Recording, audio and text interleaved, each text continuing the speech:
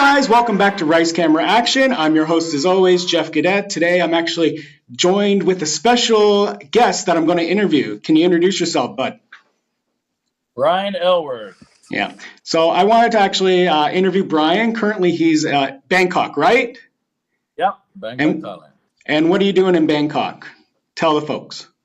Yeah, I live here. I basically split my time now between Canada and Bangkok. I love Thailand. My wife works here at national school, so I'm not on tour in Canada or touring around the world. Thailand's my relax spot. Yeah. So the special reason I wanted to actually sit down with Brian is actually, let's call you the godfather of Stand-up Seoul. All right, sure. Yeah. So right now, I think Stand-up Seoul is 16 years old. You started it actually. Yeah. Right.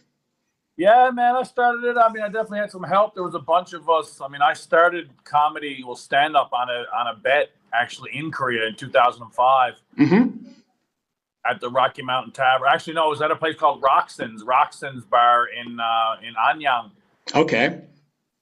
It was this rock bar, just this real popular expat bar. It used to be a bunch of Marines and teachers. And then, all right, I wonder if there's anybody like me. So I went to Rocky Mountain Tavern. I used to hang out with the boys there, and they said, sure, you can do a night here. So we used to do Thursdays. And sure enough, man, I think the first show we did, we had 50 or 60 people show up. 7 or 8 people went up on stage. Oh, damn. Then I met like Chris Tharp down in Busan. He actually came up with a bunch on a music festival. And I'd heard another guy doing comedy down in Busan, and we hooked up, became great buddies. And yeah, man, more people started coming out, and we've been going ever since. Yeah. So you said I sort of cut you off, but I'm really happy to see it still going because it's not easy to do. It's hard to work things, and I still love when I see posts about Stand-up Seoul. The fact that it's still existing is awesome. Yeah, I think the pandemic really killed a lot of it. Sure.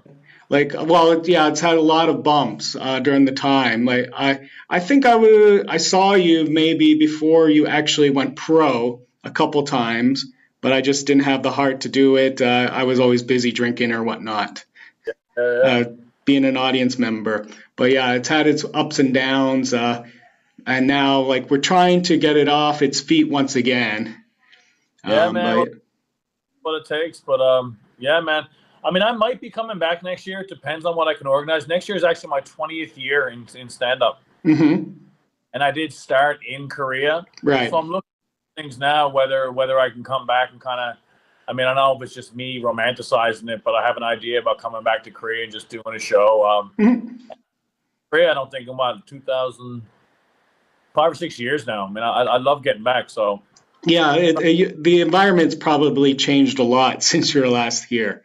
Yeah, definitely, man. It's definitely not as grimy, I'm sure, and all that stuff. I mean, we lived in the, in the good old days. I mean, I've been back since Itaewon and those areas have been all poshed up. But well, that's it. That Itaewon is now more of a dead zone.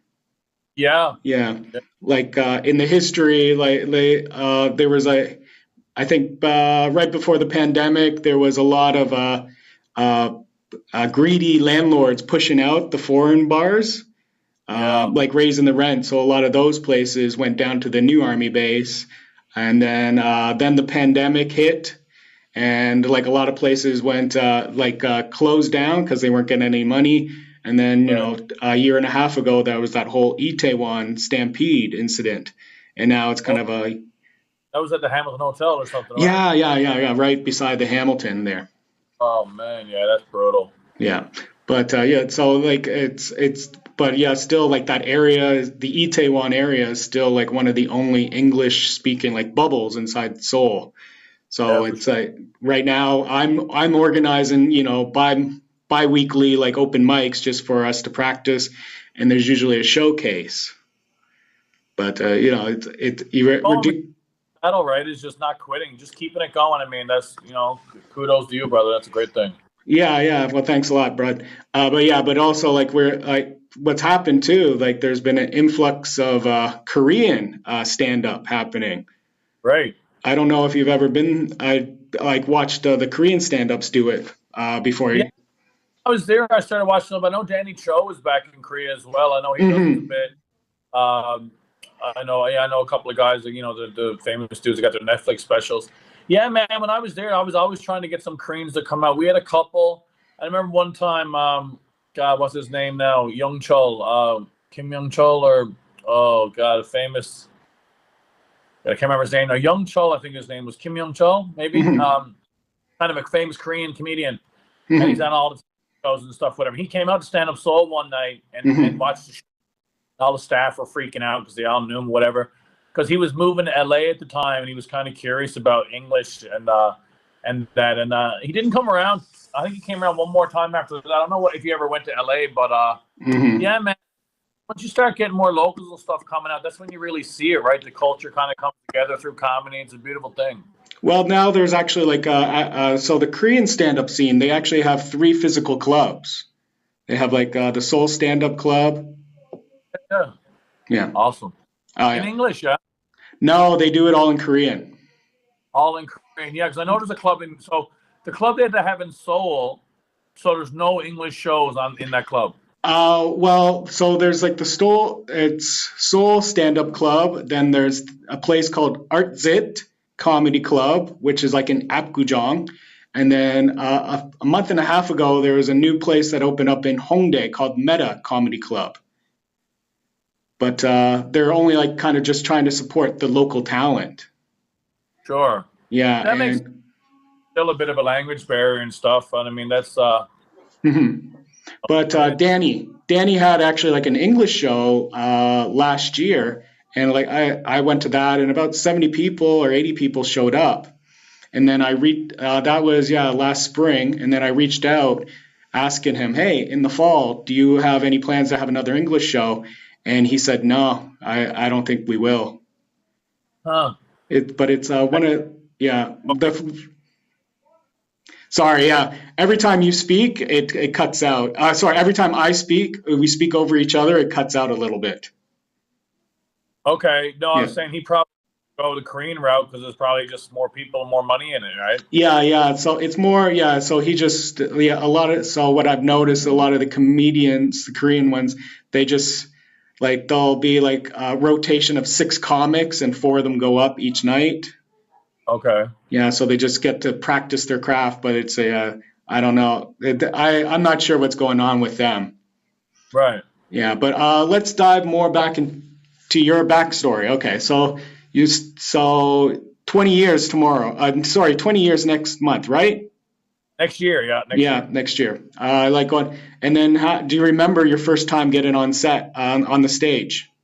Oh, man, yeah. I actually have it recorded. My mother, it was funny, my mother, when I was leaving home last year, my mother goes, what's this? And she shows me this little DVD disc, and I was like, what is that? And it said November of 2005, and I was like, oh, shit, that's my stand-up date. Sure enough, recorded. It was, I did 14 minutes. I remember doing that. And it was a really bar, so I'm fighting for their attention. I did okay. I definitely had fears, but I dealt with them. I just remember getting over the fear. I wanted to do it for a long time, but I was just so scared. And I was 31 at the time, so I was kind of, old for starting up. And so I actually remember, man, like at the end of the show, just like not being scared anymore. I remember, okay, I was thinking that was rough, but it wasn't that bad. And then I moved like 3 weeks later because like Toronto's kind of one of the meccas of comedy in the world. I'm Canadian, so I thought I'd go to Toronto and just start ripping sets and see if I can get good at this. Right. Yeah, that's actually like I'm from Toronto. So yeah, my backstory. Yeah, I've been in Korea now 16, 17 years. But I was actually just doing like yucks there in the alt comedy. But I was like working night jobs too, so I couldn't really crank out. Right. Yeah, so it was more doing like 2 or 3 sets a month, though it wasn't really something I could strengthen. And then I just came to Korea to pay off all my bills and my debt, and I put those those dreams aside. But then just at the start of the pandemic, that's when I came back and started doing stand-up again. Yeah, man, good for you. Awesome. Yeah, but it's I just balance with being an adult.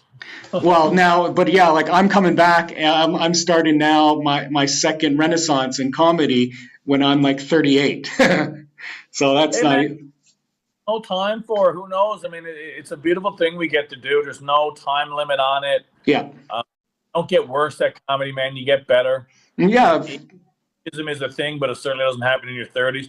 I mean, there's a story, I don't know if you, about Rodney Dangerfield, real name. You know, anyway, whatever his name was, he was just a regular ass comic back in the day when he first started, just doing jokes, and it wasn't really going well for him, and he quit. He ended up like selling aluminum siding for years. Coming back into comedy, changed his name, came back with all those one-liners in his 40s. Yeah. Well, that's okay. That's at least something bright to look forward to. You know what I mean? So yeah, there's a little story there. Yeah. So, but when you did start doing comedy, because I know a little bit of a backstory, you're still like being an English teacher, correct? Yeah. It was 2005. Yeah, I was teaching English in where was I then? I was in Mokdong. Okay. Yeah, I was a kindergarten teacher. I taught kindergarten in Korea for 6 years. I did like 2, 3, and yeah, man. I mean, I turned Korean, man, when I was in Korea. I was just had a Korean schedule, man. I was kickboxing 3 or 4 times a week. I was doing comedy 3 or 4 times a week. I was tutoring. I was teaching. I mean, I was putting in 70-hour weeks. I mean, you know how, I don't know how it is now, but how it was then. We'd get 10 days vacation a year. Yeah. And that was it. Yeah. And yeah, man. So I ran all around Seoul. I mean, I ran all around Korea for that matter. I think the last I did almost 200 venues in Korea, man. It was crazy. Right. Wow. Okay. I'm trying to find these new venues, but you know, the pandemic killed a lot of those places, and some people, yeah, like I was like hinting at before, the Korean stand-up scene, they want to do their own thing and they don't want to share. But I can understand that. That sucks when it's like that. You want to kind of bring people together, but you just got to do it. I mean, I don't know if you know. I mean, I'm assuming there's a lot less English teachers and expats than there used to be. Yeah. Because I mean, back in the day, I mean, I was able to do all those things because there was an expat bar, you know, every friggin' 50 meters. I mean, I just went and had the banner, the Stand-up Seoul banner, and it was just me. Then I'd bring people who showed some interest, and they'd open up for me, and I'd close it down, and we went everywhere, man, like all over that country. Yeah. Everywhere. Do you remember your mindset when you actually gave up the whole English teaching and actually decided, hey, that's what I want to do. This is my new dream, my new occupation? 2010, I think it was, yeah, like the end of 2010, November, December. So, I was like 35, I guess 36. I just thought, like, why not give it a chance? You know what I mean? I saved up a bit of money from being in Korea. And I just really wanted to do this, man, my whole life. I mean, I'm from Newfoundland, Canada. We didn't have stand-up growing up. You have Sean Majumder. Yeah, man. Sean Majumder, yeah. And I started doing, like, I would watch Letterman all the time. I loved David Letterman. I just thought it was something that Americans did, you know, stand-up. And when I did it, I don't know. What's the question again? Oh, your mindset. When did you realize? So when I did it, it takes over you, man. Like, I mean, I was, for a few years, and then I thought, okay, like, I was getting pretty good. Like, I was a pretty good middle. I had like a solid 20 minutes after like 5 years. I had 20, I thought. And then I started getting a couple of headlining gigs, and I was like, fuck, man, like, let's try to make it happen. Because it does kind of deserve all your attention, because like, if you're trying to make it and you got a job and you got a, you got a girlfriend and you got another thing or this, that, it's hard, man. So like, I was all in. I don't have kids. My missus understood, how important it was to me. So I just went all in, man, and just worked out. I mean, half the battle. It's actually funny, man. I look back on it, like, you never know. I don't know how it worked out, man. Like, you just don't quit. You just don't quit, like, and then one opportunity leads to another opportunity, and then, you might get into a festival, or you might get some regional award, or just the momentum keeps kind of building. And I just kept getting these little things, and it just kept it going, man. Oh, cool. So yeah, you just like it's just little steps, and you that momentum builds on other things. Yeah, man. I mean, I remember in my hometown they had a thing George. There's a street called George Street. It has more bars per capita than anywhere else in North America. It's like a famous street, Uh-huh. and they the top comic of George Street or whatever, and it was literally in this old Irish pub like, where you could Hmm. actually hang jackets on the bar. It was called Hmm. Trinity Pub, old stone bar, beautiful little spot. But I mean, literally, we performed in front of the bathroom and in front of about 30 people. It was just comic. I ended up winning the thing, right? Winning, and it was just some stupid little contest. But then the next day, I was on television in my hometown. Again, it was just a community channel, but still, that was a little tiny moment. Like, okay, look at this Hmm. guy. Hmm. Newfoundland's kind of funny people, so it just kind of put me on the radar. And then I went to, I think it was like the Halifax Comedy Festival, and then eventually Just for Laughs, and then there was like Sirius XM would have Canada's Funniest Comic, and I placed in the top 8, Mm. and just that was happening every other year. I would get an award or go to a festival and get recognized, and it just breathes life back into you, man. Just gives you another few months, man, to keep going. Okay. Yeah. So you said too at the start that you're now like split half your time's back in Canada, half your time is in Asia, right? So you're not just Yeah. in Bangkok, you're in other countries. Yeah, I go all over the place, man. I just love Thailand. I mean, we live in Bangkok just because there's a comedy club here. My friend runs, and I can perform every night. So, I mean, I Hmm. need to be. I mean, if I wasn't a comedian, I'd be in the jungle, man. I love Thailand. I love the Hmm. jungle beach. My wife, like I said, my wife teaches at an international school as well. So yeah, man. We just announced our tour yesterday. Actually, Best Kind Comedy Tour. Tour across Canada every year for 4 months. Hmm. We 50 shows. So that's a priority. And then I come back to Thailand, and then wherever else I go, like I went to Dubai a couple of weeks ago, did some shows. I'm going to Sri Lanka later this year. Oh. I'm going back to Africa and putting in some work. So I just like going places I haven't been before. Like I got a tour planned in South and Central America next year, Hmm. Guatemala, uh, Hmm. Mexico, Costa Rica. So I just like traveling the world, man, seeing places I haven't seen and doing comedy. So that's it. Yeah, my home base is basically Canada for 4 months, and then Thailand for basically 8 months. But I come Hmm. and go. Mm. Can you tell me about the Thai like stand-up scene? What's it like in Bangkok? It's fun, man. The Thais have a bit of a scene, which is great. I mean, obviously it's in Thai. Hmm. Uh, I've been there before and kind of had a translator there, kind of listen to what they're talking about. That's interesting. Yeah, man, there's a couple of spots here. The main one, the comedy joint. It's amazing. Just opened up a few months ago in just off Khao San Road, which is the famous kind of backpacker capital. Hmm. Uh, Shows every night, man. And this guy, Lex Morales, who's running the comedy joint, he's a comic from New York City, Hmm. actually, Island.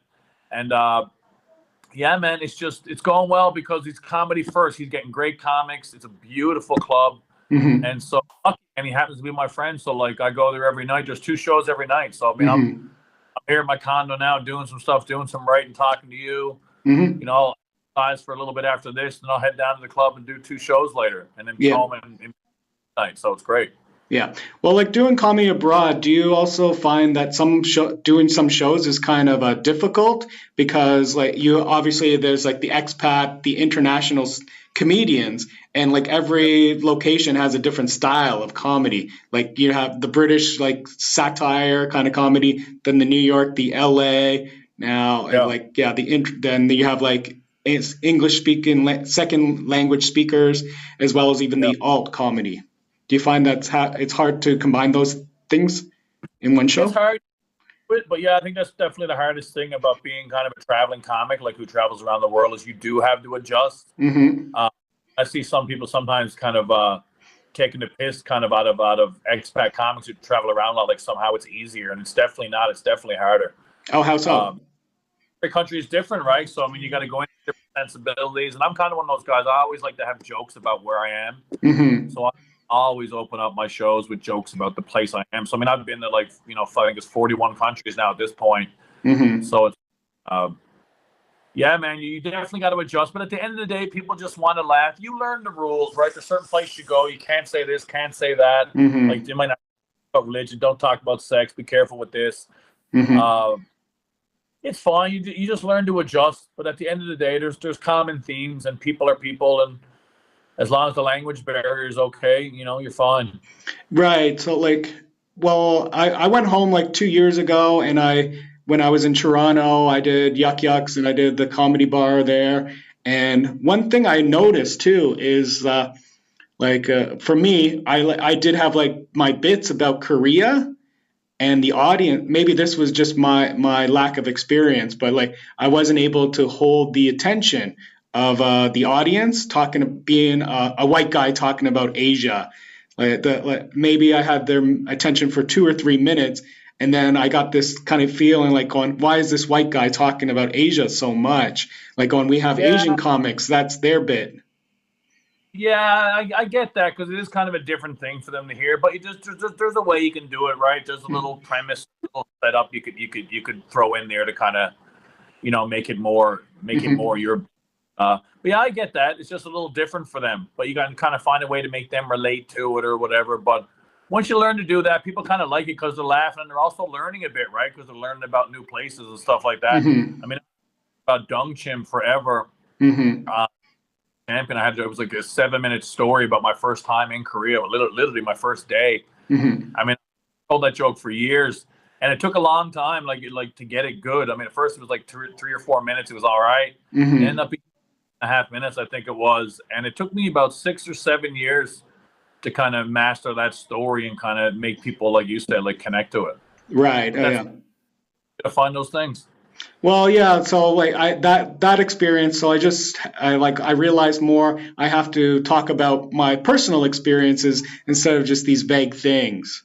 And then that's the way to do it, man. Is because then you're truly original, right? Like I started because I'm more of a storyteller, so I talk about my own experiences. And at first, it feels kind of weird, right? Because it feels kind of or like a little narcissistic, where you're like, why the fuck am I talking about me? Am I? But it's not. You're just a vessel. Like I just represent.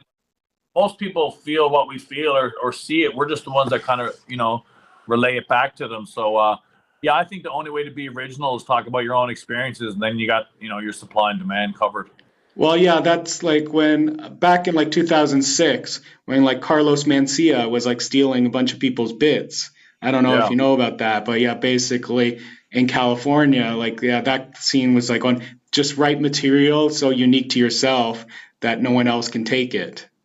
That's it, man. And just stay. I mean, never steal. I mean, that's the golden rule. And just try to make it your voice. It takes a long time, though, man. It takes. I mean, probably we're always influenced in the beginning, I mean, I was very ranty in the beginning, like wannabe Bill Hicks, like, and I just gave up on that when I realized I'm just not that angry or smart.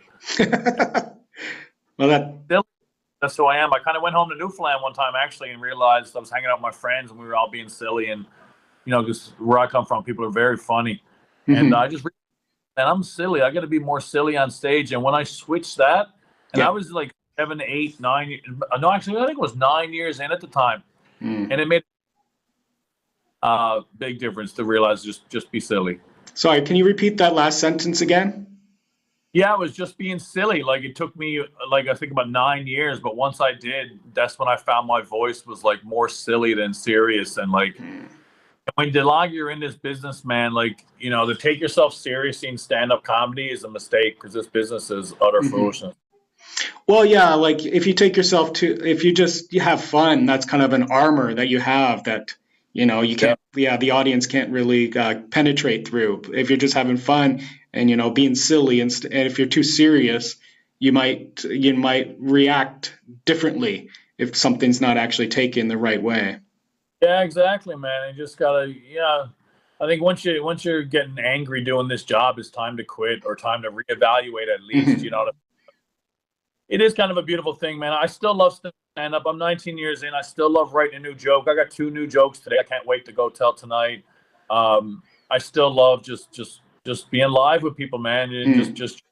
So as long as I still have that, that's the place to be. I think as soon as you start having contempt for people or start getting all full of yourself or arrogant and all this stuff, like nobody wants to listen to that asshole. Sure. Here's another question. So you have obviously, your time split in 2 different sides of the world. Are you doing separate material for each side? So like, you're yeah. I'm filming a special actually in Bangkok when I get back at the end of the year. It's all time material that I've been working on basically for the past 3 years. Built up, kind of living here and traveling around. So there's that. That's an all Thai material. That'll be about probably 40 minutes. I'm going on tour in a month back in Canada with a whole other 30. Like every year, I need a new 30 for my tour in Canada. I tour with 2 other, Mike Lynch and Colin Hollett. Yeah, we just rip 30s. We don't have a host. We just rip 30s. It's our 6th year. Fan base, man. I love doing it. But yeah, man, that's definitely the hardest thing is that I do have different material for certain places. I'm also filming a special in Africa next year. Okay. I'm working on African material now. I traveled to Africa last year, toured around. I lived in Egypt. So about a half hour of African material now. So I'm going to go and film that in Africa and put that out. So just show what I'm doing because it's kind of different what I'm doing. Not everybody's doing what I'm doing, right? Like I'm going to put out a half-hour special on Thailand. I'm going to put a half-hour special out on Africa because I've lived in these places and immersed myself. So yeah, that's kind of what I'm doing, man. Okay. Just to go back a little bit too. So like when you did actually drop being an English teacher and then you switched over to being a comedian and an entertainer in Korea, you also did some other work. Like your website needs to be updated. Yep. But it's like you're still like only showing dates from like 2021 a little bit. But there's also like some other stuff that you did in Seoul. Like, did you do any entertainment work in Seoul? Man, I was just so desperate at the time. I got a bit of acting work, and fucking horrible, man. I mean, I did it. I mean, some are good gigs. Yeah, man. I mean, I did some acting work. I did like work for Poker Chip. I did a Poker Chip commercial that was kind of popular. I did a bunch of auditions, like crazy auditions, voiceover work. I didn't know what I was doing, man. I didn't want to do any of it. I just thought, I'm in entertainment now. Let me go check this out. Besides stand-up, I don't care for anything else, to be honest. I mean, the acting if it's the right part for me. But I always found that stuff tough. I mean, I hated auditioning. I found it all uncomfortable, all weird. I just kind of put myself around the artists, So I was around Seoul Artist Network. I'd hang out with the musicians a lot. All kind of, someone like you said, like you find out someone who's an actor, and he goes, "Hey, do you want to, give this person a call?" All of a sudden, you're on an audition, or you're an extra in a movie. Yeah. So I did it. Yeah, like what you started off as, I've taken over because now like I'm bald with you with the facial hair and a Canadian as well. So basically, what you crawled so I can walk. Yeah, there you go. You're the avatar. Yeah. But I guess, just when you said you'd rather just be like a stage comedian. Yeah, man, just stand up. I love stand up. Like I said, I've been in a few movies. It's cool. I love the movie process. Like I appreciate it, but there's nothing like that's just what I really want to do. Okay. Stand up. Then going back to stand-up, can you at least tell me like what's actually the biggest moment that you've had in Asia performing? Stand-up in Asia. Well, honestly, I mean, I guess my special. I mean, I went to Ulaanbaatar, Mongolia a few years ago. I think it was 2019, 18 maybe. And there's a group there, UB Comedy, and this guy Bapaleg, he went to LA and he saw the Comedy Store and he loved it so much they came back and they kind of built a club based on the Comedy Store. Okay. And it's beautiful club right in the middle of Ulaanbaatar. And I loved it, loved the experience. The hospitality was amazing. And I was looking to shoot a special, so I'm like, I'm going to shoot my special here. Why not? I ended up meeting the film crew, AFE Films. They were amazing. And that's what I did. I went back the following year, 2019, and I filmed my special. So I think that was the most special moment for sure. The special's on Amazon Prime. It's called Big in Asia. I saw it actually 2 years ago when I was home. It wasn't on it was also on another streaming site, but it was like free content. Yeah, it's on a bunch of others as well. Now, so yeah, that was probably the biggest moment. That was pretty cool. AFE Films really, really made it look professional, and yeah, I think it has the best intro of any comedy special there is. Bullshit. I could call bullshit. But okay, but usually when comedians film a what? Have you seen it? I watched actually the first 20 minutes of it, or I'm talking about the horse. I'm not talking about the joke.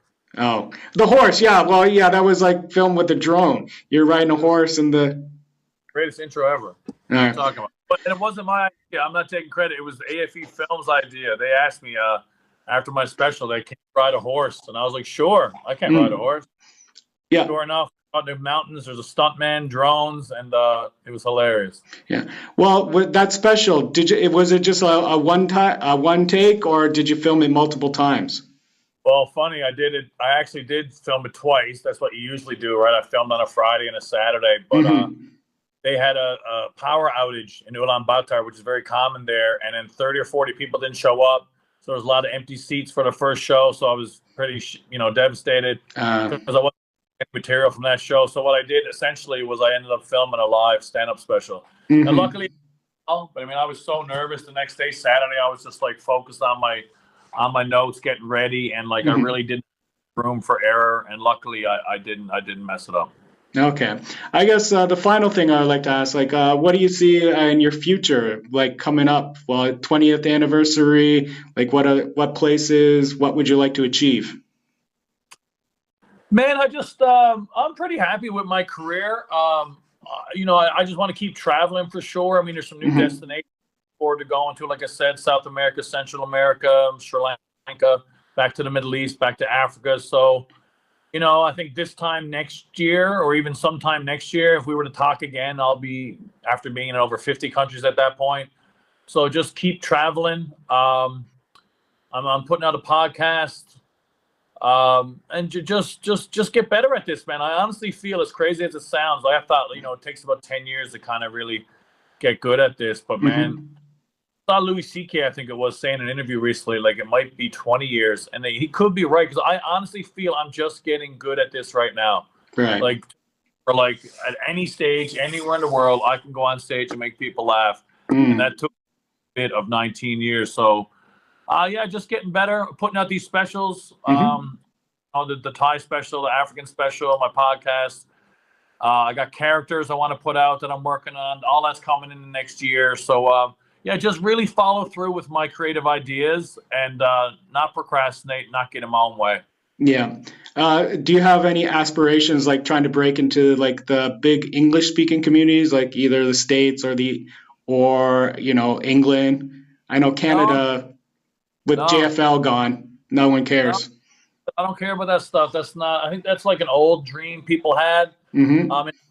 Formed in America. I think it's funny what I might do. My 50th country, I might make America, because I think that's kind of funny. Sometime next year, I might go to America as my 50th country.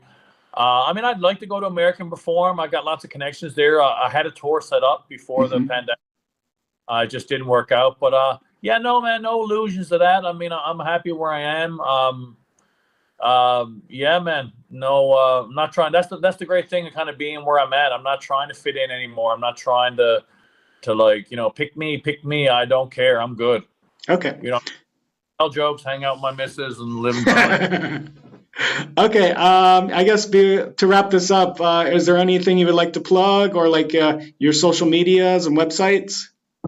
Yeah, all my social media is Brian Aylward Comedy, AYLWARD. So my website's Brian Aylward Comedy, IG, TikTok, Facebook. All of it's Brian Aylward Comedy. Go on there. Just announced our tour, Best Kind Comedy Tour, going all across Canada. Going to be almost 50 cities. Man, just look out for stuff I got coming. Like I said, I got these specials coming. 2 of these specials will be out in the next couple of years. My podcast is coming. And just, I got characters. Like, I'm really going to be putting a lot of stuff out in the next little while. So I appreciate the follow, man, because I don't have a huge social media following at all. And, dude, I'm 50. Like, part of it doesn't give a shit about it, but you have to, So right, yeah. Anybody who follows me. So, I would appreciate a follow for sure. Yeah. Well, you guys, you could also probably see all those links down below in the description. But thank you once again, Brian, for giving me your time.